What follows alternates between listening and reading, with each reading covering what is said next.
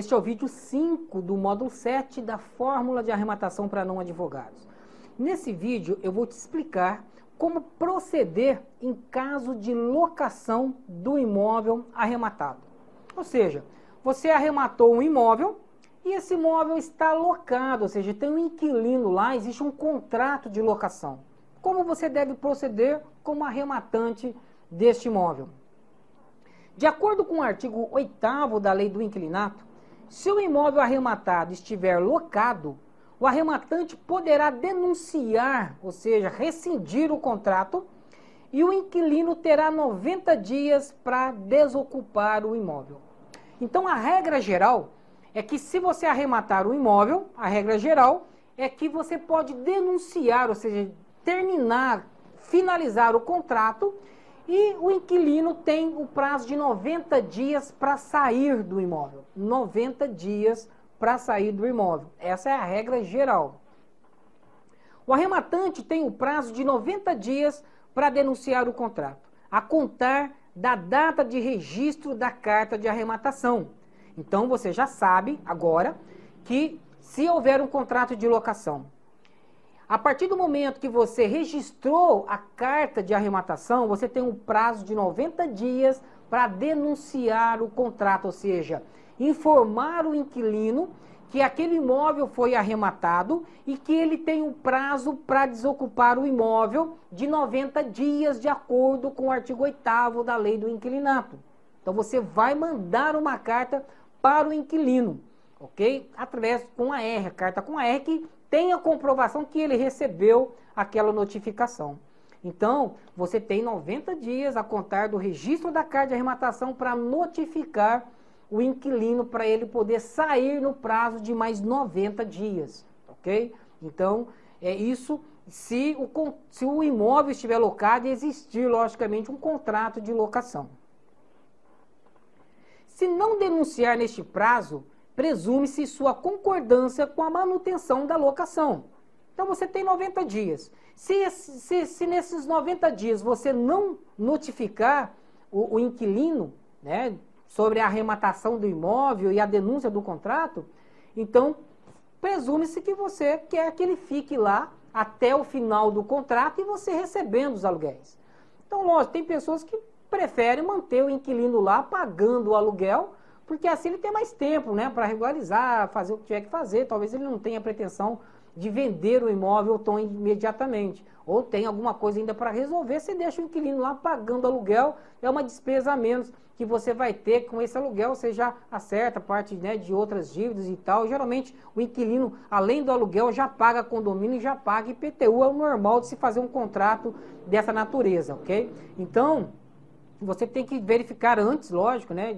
Geralmente deve constar no edital se esse imóvel está ou não locado, como também na matrícula do imóvel, se há algum contrato de locação averbado. Ok? Se for um contrato que não foi registrado e não foi informado de forma nenhuma, você vai saber depois, né, que o imóvel foi arrematado, beleza, entra na regra geral 90 dias para desocupar. Ok?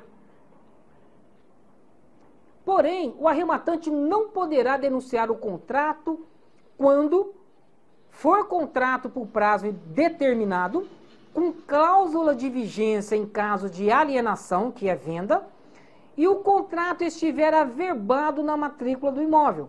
Somente neste caso, você como arrematante terá que cumprir o contrato, terá que aguardar o final do contrato. Somente nessa hipótese. E nessas três situações, as três situações têm que ser conjuntas, tem que acontecer ao mesmo tempo, ou seja, tem que ser um contrato de locação por prazo determinado, ou seja, com prazo para terminar, tá?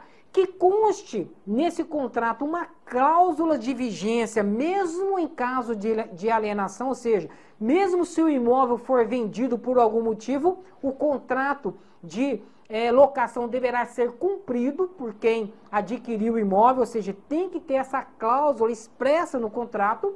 E esse contrato tem que estar averbado na matrícula do imóvel. Então, logicamente, se isso acontecer, você vai saber que existe o contrato de locação, porque é necessário que esse contrato esteja averbado na matrícula do imóvel.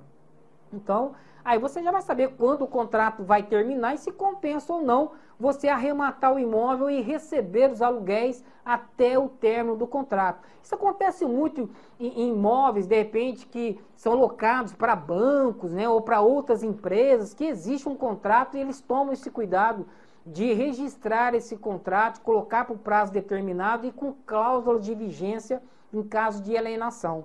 Então, quem adquiriu o imóvel, seja por uma venda normal, ou seja por arrematação em leilão, deverá cumprir o contrato, somente nessas questões. Se for um contrato por prazo indeterminado, não vale. Se não tiver averbado, também não tem validade essa norma.